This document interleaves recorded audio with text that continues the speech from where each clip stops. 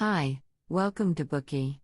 To unlock more world-class bestseller, please download our app. Just search for BOOKEY at Apple Store or Google Play. You will get 7 days free trial with more features. Today we will unlock the book The Pursuit of Perfect: How to Stop Chasing Perfection and Start Living a Richer, Happier Life. Everyone has a desire for happiness and hopes to lead a more meaningful and happier life. But what on earth is happiness? The straight-A student, the flawless fashion model on the cover of a magazine, the touching happily ever after ending of a romantic comedy, these examples of perfection are commonly seen in everyday life. They are so convincing that it makes us believe that this is true happiness. We try our best to do everything perfectly and earn our ticket to enter the so-called gate of happiness.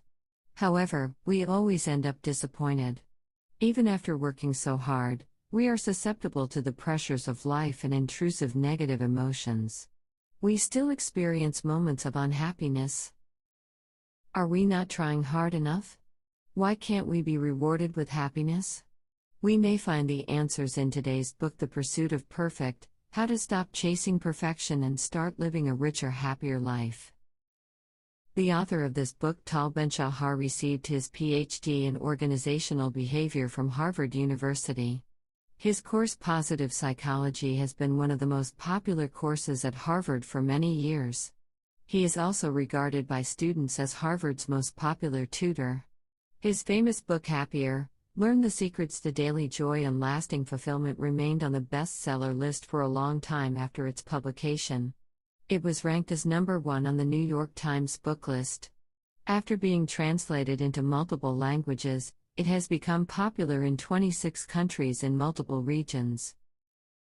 In the book The Pursuit of Perfect: How to Stop Chasing Perfection and Start Living a Richer, Happier Life, Ben-Shahar shares real cases he has encountered from teaching around the world. Regardless of whether they are students, parents, or professionals, people have a common goal of pursuing a happy and perfect life. And their results are also quite similar. They get more frustrated and feel increasingly unhappy.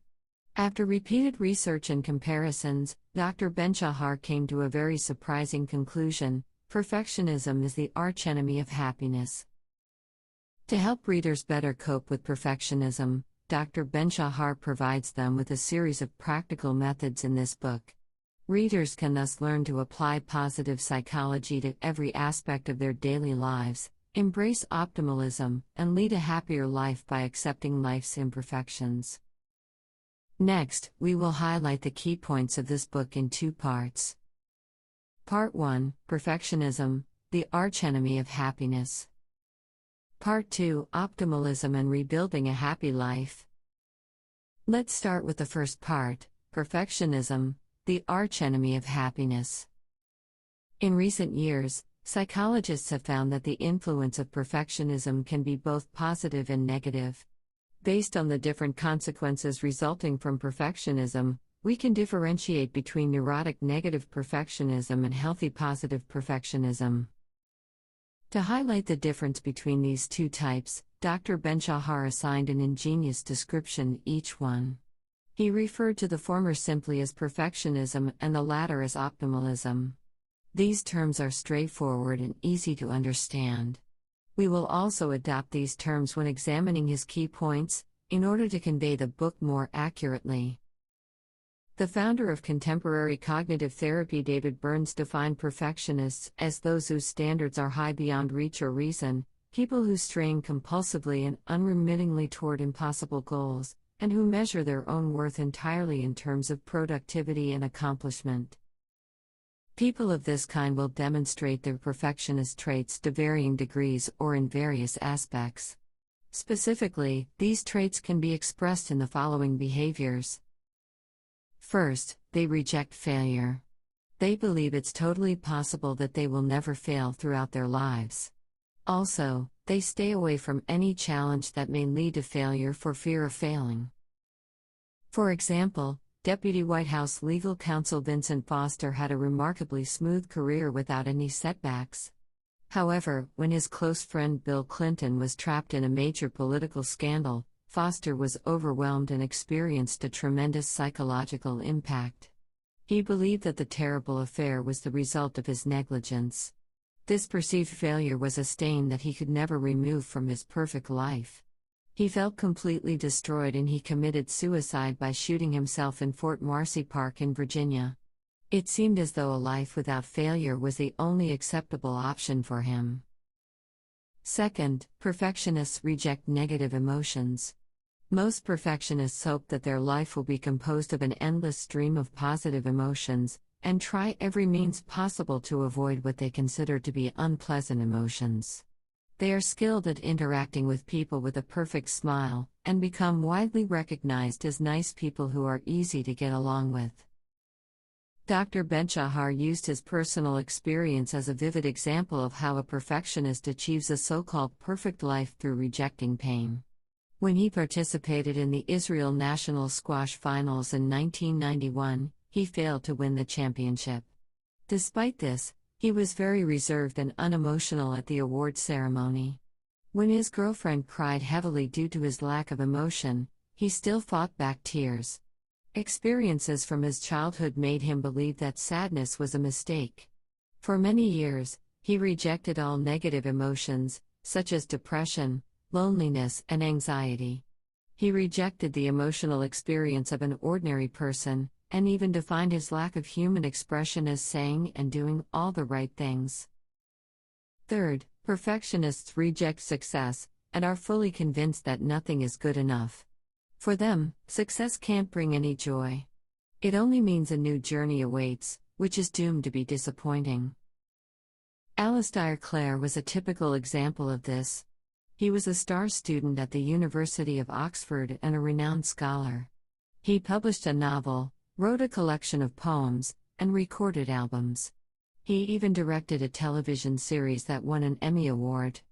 However, despite having a successful life in the eyes of many people, he chose to end his life at the age of 48 by jumping in front of a moving train. His ex-wife said that, while he had won so many awards, none had satisfied him. He needed a new one each time he accomplished something. Throughout his life, Clare always rejected his own successes and never experienced the indispensable feelings of fulfillment, achievement, and satisfaction. Thus, he buried himself in the end. So, what leads to perfectionism? Admittedly, the education we receive bears partial responsibility. Many parents interfere too much in their children's development, always finding faults and telling their children what they should and should not do.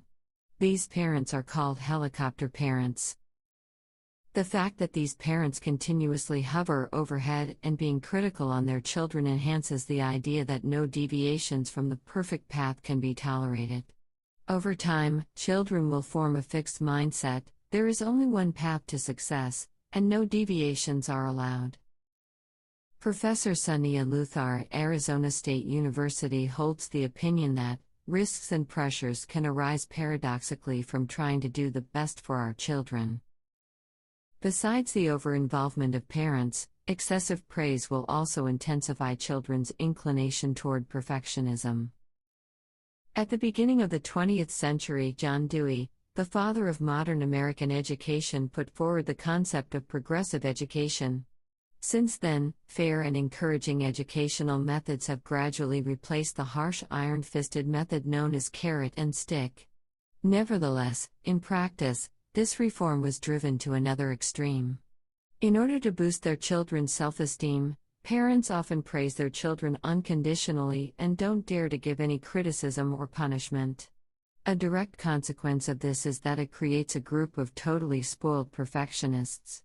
Since these children have never experienced failure, they have no idea how to deal with problems that adulthood brings. Meanwhile, the current evaluation system used in education inadvertently reinforces our inclination toward perfectionism. Almost all universities would choose to admit a student with outstanding exam scores, instead of someone who is a hard worker but bad at taking tests. In other words, what modern education recognizes is a successful outcome rather than the process of hard work. The learning process seems to be insignificant. It's just a means to an end. Then, what are the harmful impacts of perfectionism? First, perfectionism leads to low self-esteem. Henry David Thoreau once said, "The fault finder will find faults even in paradise." Perfectionists are the craziest fault finders. On the road to perfection, no mistakes can escape their attention. They trap themselves in a psychological prison of their own making. They find faults while deprecating themselves. Even when they succeed, it will only bring them a short moment of joy. Soon afterward, they move on to the next goal and begin dreading their impending failure. In other words, their self-esteem is constantly attacked by cold snaps. There are also some perfectionists who seem to be extremely confident, strong, and never expose any of their weaknesses. But humanistic psychologist Nathaniel Branden ruthlessly exposed this facade, and argued that those with seemingly perfect dignity could be utterly powerless. What's more, the perfection that they cling on to creates a huge lie that everyone is doing well except you, which contributes to feelings of increasing unhappiness. The second harmful effect of perfectionism is that it makes people depressed and anxious. Perfectionists have an extreme mentality of all or nothing. When presented with a glass half filled with water, they only see the empty half. In some extreme cases, they might see the glass as totally empty. They can't see the existence of the positive side at all. When faced with the difficulty of life, their rigid morbid way of thinking makes them unable to distinguish various degrees of failure. For them, every failure is a catastrophe. It's an unbearable weight in their lives, and a significant blow to their fundamental value as a human being. When they face their imperfections and thus the reality of human nature, they become easily anxious and depressed. Furthermore, as they reject negative emotions and try very hard to restrict them, these negative thoughts play repeatedly in their mind. As these emotions become more intense, they are unable to do anything but feel desperate. Psychologist David Burns once warned, "Reaching for the stars, perfectionists may end up clutching at air." The adverse effects of perfectionism are apparent. However, when we try to get rid of it, we will find that it's not easy. There are 4 main reasons for this. First, the belief that happiness equals perfection is deeply ingrained in our minds. Many people consider themselves unhappy, but when Dr. Ben-Shahar probed deeper, he found what these people really meant was that their lives were not satisfactory or perfect. Furthermore, when they learned that a happiness expert was also troubled by negative emotions, they were incredulous. In reality, the only people who don't get a chance to experience unpleasant feelings are the mentally ill and the dead. The second reason why it's difficult to get rid of perfectionism lies in the fact that people often regard perfectionism as a positive trait. When being interviewed, people often say that their biggest weakness is trying too hard to be perfect and being overly detail-oriented. However, this sort of expression clearly shows a trace of complacency. Ellen Langer is an American psychologist and the first woman to gain tenure at Harvard University.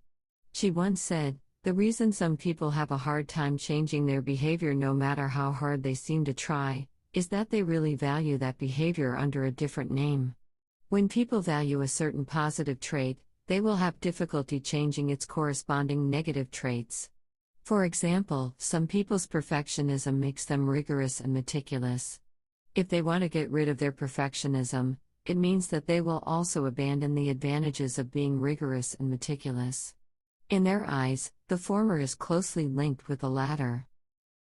The third reason is that perfectionists believe that perfectionism can bring success. They are always highly demanding of themselves and lead a disciplined life. They believe it's the only way to succeed, but they fail to realize that all roads lead to Rome. Happiness never hinders success. Instead, it is more likely to bring success. The last reason why perfectionism is hard to quit is because when we are trying to overcome it, it's easy to fall prey to new types of perfectionism. When we tell ourselves to accept imperfection and pursue peace and serenity in order to find perfect happiness, the result is utterly disappointing. Since we are forcing ourselves to be accepting and can't tolerate when we fail to accept, we give birth to a new form of perfectionism. After realizing the disadvantages that result from perfectionism, Dr. Ben-Shahar tried to find a crash method to free himself from it. In the end, he was always met with failure.